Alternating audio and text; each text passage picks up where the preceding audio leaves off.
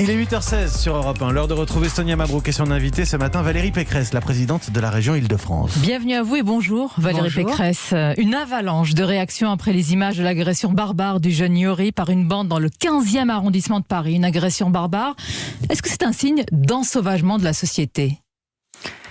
Je les appelle les nouveaux barbares. Et ça fait des années que je dénonce ce phénomène récurrent, puissant, de guerre de bande avec des jeunes de plus en plus jeunes, les agresseurs et les victimes. Et donc ce n'est pas un phénomène nouveau, mais c'est un phénomène sur lequel nous devons avoir une prise de conscience nationale. La chaîne de sécurité est beaucoup trop faible sur ces actes. C'est-à-dire qu'il y a une sorte de territoire abandonné en plein cœur de Paris ? Non, la chaîne de sécurité, c'est pour moi toute une série d'éléments qui doivent être mis en cohérence. D'abord, il y a la présence policière.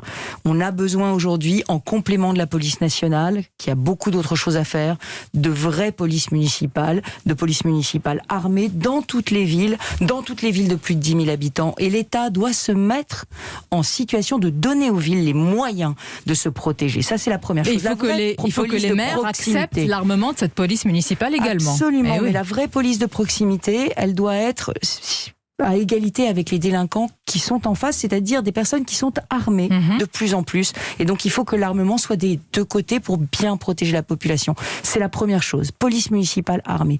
La deuxième chose, c'est évidemment la vidéoprotection qui permet l'élucidation des délits. Et la troisième chose, et la plus importante, c'est la réponse pénale. Alors parlons-en. Est-ce qu'elle est suffisante, Valérie Pécresse ? Vous l'avez dit, ce sont des agresseurs qui sont de plus en plus jeunes et qui n'ont plus peur pour certains de la justice du tout. Ils n'ont plus peur parce que la réponse pénale, et singulièrement sur les mineurs, elle est beaucoup trop tardive et elle est inefficace. Beaucoup trop tardive parce que vous comprenez bien que quand on juge des mois après un délinquant de 15 ans, de 16 ans, mais pour lui c'est une vie. Il a volé un œuf au démarrage, à la fin il devient un grand délinquant. Et de la même façon, les sanctions sont, elles, totalement inadaptées, puisque on sait bien que les mesures éducatives, les travaux d'intérêt général sont très peu utilisés, et on devrait les utiliser tout de suite, dès la première infraction, pour empêcher cette escalade de la délinquance et de la violence. Donc application rapide des peines ou des sanctions prononcées, mais est-ce qu'il faut aller plus loin ? Est-ce que par exemple, vous diriez qu'il faut abaisser la majorité pénale ? Moi, j'y ai toujours été favorable. J'ai toujours été favorable à un signe très fort donné qu'à partir de 16 ans, eh bien, on était vraiment responsable de ces actes. Mais pourquoi c'est surtout symbolique, parce qu'on le sait bien, les juges peuvent faire sauter l'excuse de minorité. C'est symbolique parce que sinon, qu'est-ce qui se passe ? Mais qu'est-ce qui se passe ? Les jeunes se disent, jusqu'à 18 ans, je risque rien. Mais oui. Ils se le disent, c'est faux, mais ils se le disent. Et ça induit, d'ailleurs, on le sait bien, de la part des bandes, le recrutement de plus petits, parce qu'on sait que les 13, 14, 15 ans, s'ils sont guetteurs, s'ils sont dealers, ils ne risquent rien. Mais je suis frappée parce que vous avez dit en début d'entretien, il faut un sursaut, une prise de conscience nationale. Elle n'a pas encore eu lieu. Il y a eu cette affaire Yuri, il y a l'affaire Marin, je peux vous en citer tellement d'autres, malheureusement. Le lendemain de l'affaire Yuri, il y avait un jeune lycéen de Sarcelles qui recevait 2 coups de couteau, pronostic vital engagé. Vous savez, c'est pour ça que, à mon niveau, au niveau de la région, nous avons créé des brigades régionales de sécurité dans les lycées. Et nous en avons 4, nous créons une 5e pour Paris, justement. Parce qu'à Paris, nous avons une recrudescence de ces phénomènes de bande, notamment dans le nord de Paris, et aujourd'hui, tristement, dans le 15e. Peut-être un élément aussi qui est parfois un angle mort du débat, Valérie Pécresse, les parents, la responsabilisation des parents. Certains vont dire qu'il faut une sanction via même la suppression des allocations familiales, quand c'est possible. Mais je crois qu'il faut évidemment que les parents soient complètement conscients et complètement associés aux sanctions. Et je crois que pour les multirécidivistes les plus violents, il faut aussi des centres éducatifs fermés pour mineurs. Aujourd'hui, on n'a pas toute la palette de la gamme et on ne va pas jusqu'au bout des sanctions. Vous savez, on prononce très souvent des condamnations à porter des bracelets électroniques. Mais pour ces jeunes, porter un bracelet électronique, c'est presque un trophée. Bien sûr, et ça n'a pas empêché malheureusement des actes. On pense dans des domaines terribles comme celui du terrorisme avec le père, évidemment. Exactement, Amel. Sur le volet sanitaire, à présent, Valérie Pécresse, la plupart des scientifiques poussent au reconfinement. Le gouvernement se donne encore quelques jours. Mais qu'est-ce que vous pensez de la mécanique qui est en train de se mettre en place ? On dirait qu'à la fin, on reconfine forcément. En écoutant les médecins qui nous parlent depuis quelques jours, effectivement, on voit bien qu'il y a une course contre la montre entre le vaccin et les variants, et que vraisemblablement, mais je n'ai pas ces informations, un reconfinement est inéluctable. Si ce reconfinement est inéluctable, alors il faut nous le dire, il faut le dire aux Français. Les Français sont résilients et il faut qu'on le prépare. Vous savez que les régions veulent être partenaires de l'État sur cette gestion de crise, veulent pouvoir aider au maximum de leurs moyens. Mais est-ce que c'est le cas? On a envie de savoir aujourd'hui, la situation est tellement grave, Valérie Pécresse, depuis des semaines, nous sommes pris à témoin entre une bataille, une bisbille entre le gouvernement et les élus. Qu'est-ce qui est en train de se passer? Est-ce que véritablement il y a une aide, une coopération aujourd'hui? Nous voulons être partenaires et on nous traite comme des adversaires. C'est inutile et c'est stérile. Les Français, qu'est-ce qu'ils veulent? Des résultats. La semaine dernière, dans ma région, nous avons créé un fonds d'aide vaccinale pour que les maires qui se retrouvaient dans la panade, obligés d'organiser à la dernière minute des centres de vaccination, puissent récupérer des moyens financiers supplémentaires. On a fait la gratuité des transports à la demande pour que les personnes âgées de plus de 75 ans puissent aller gratuitement dans les centres de vaccination. Mais tout ça, on l'a fait tout seul parce que il n'y a pas de dialogue aujourd'hui, il n'y a pas de prise justement de cette main tendue. Écoutez, on tend la main tout le temps. Moi, ça fait des mois que je dis au gouvernement, laissez-nous vous aider, laissez-nous participer. Donc, on ne le comprend pas. Et ce qu'il faut que le gouvernement entende, c'est que les Français veulent des résultats et qu'ils veulent que toutes les bonnes volontés se mettent autour de la table. C'est ce que nous faisons. Je vous dis, la semaine dernière aussi, sur la précarité étudiante, nous avons lancé, avec le grand réseau de psychiatrie francilien, une plateforme d'écoute pour les étudiants avec 40 000 consultations, 150 psychologues. Ça, la région peut le faire. Pourquoi s'en priver ? Mais qui s'en prive véritablement? Vous pensez que le gouvernement se prive aujourd'hui de l'aide des présidents de région comme vous? Écoutez, on leur tend la main, ils ne veulent pas nous aider.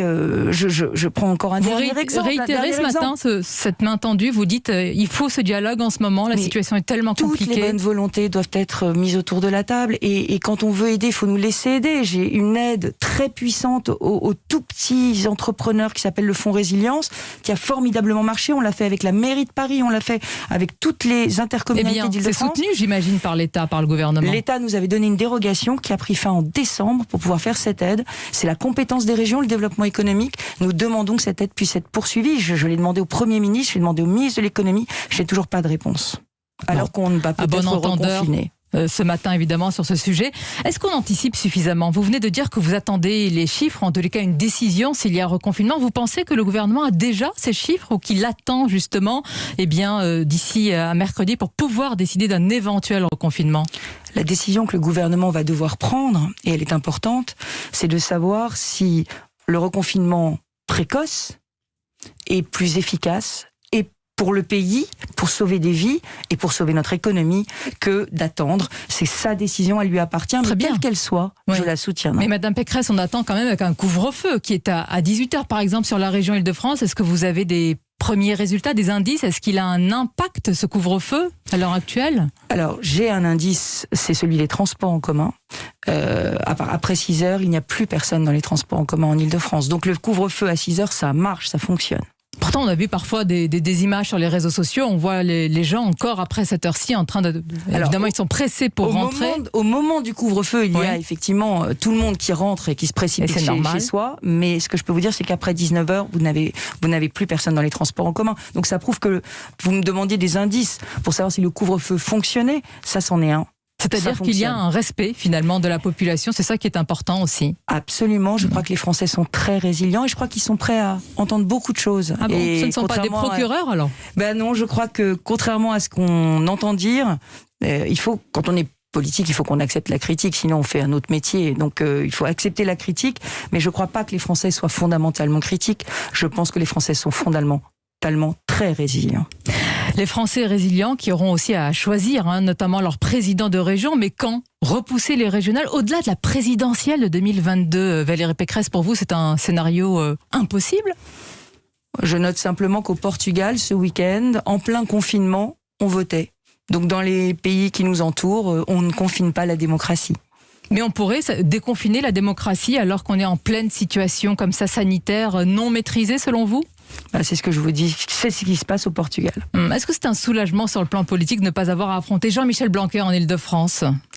Vous savez, en politique, on ne choisit pas ses adversaires. Et c'est vrai que Jean-Michel Blanquer a été mon recteur quand j'étais ministre des Universités. Donc ça aurait été un paradoxe de l'avoir en face de moi. Maintenant, c'est sa décision. Oui, la République En Marche qui cherche un plan B, ça n'a pas l'air de beaucoup vous inquiéter, Mais aujourd'hui, nous sommes vraiment dans l'action. Je vous ai parlé de notre plan de lutte contre la précarité étudiante, de notre plan pour sauver les entreprises. Je vous ai parlé de la stratégie vaccinale, des tests que nous organisons avec les mairies. Donc, ce qu'il faut bien comprendre, c'est que on est à 150% à la tâche. Vous êtes 150% à la tâche, je parle des régionales, mais le risque d'abstention, il faut en tenir compte. Quand on voit aujourd'hui d'ailleurs un sondage Harris Interactive, Marine Le Pen consolide son socle devant Emmanuel Macron. La droite encore peine à s'affirmer et l'abstention est incroyable. Je n'y crois pas du tout. C'est-à-dire ? Je crois qu'en 2022, les Français auront envie de s'exprimer, d'exprimer leur choix. Et je crois aussi qu'une alternance à droite est possible. Parce qu'on l'a dit, on a parlé du régalien, on a parlé des problèmes de sécurité, on aurait pu parler de la loi séparatisme qui va venir Peut-être. au Parlement. Je crois qu'il y a des sujets sur lesquels il faut aller encore beaucoup plus Mais le fort. gouvernement s'en saisit. La loi sur le séparatisme, par exemple, il y a ce projet de loi, il est là. Mais je crois que dans ce projet de loi, il faudrait renforcer tout le volet égalité femmes-hommes bien davantage. Et j'ai été choquée de voir une forme de censure sur un certain nombre d'amendements. Vous l'avez vu. Aujourd'hui, Amendement sur l'interdiction du port du voile pour les fillettes ? par exemple, ce que je crois, c'est que le port du voile forcé dans l'espace public doit être interdit et sanctionné. Ça veut dire qu'aucune femme dans notre pays ne doit être forcée de porter ce qui n'est pas seulement un signe religieux, ce qui est un signe de soumission de la femme.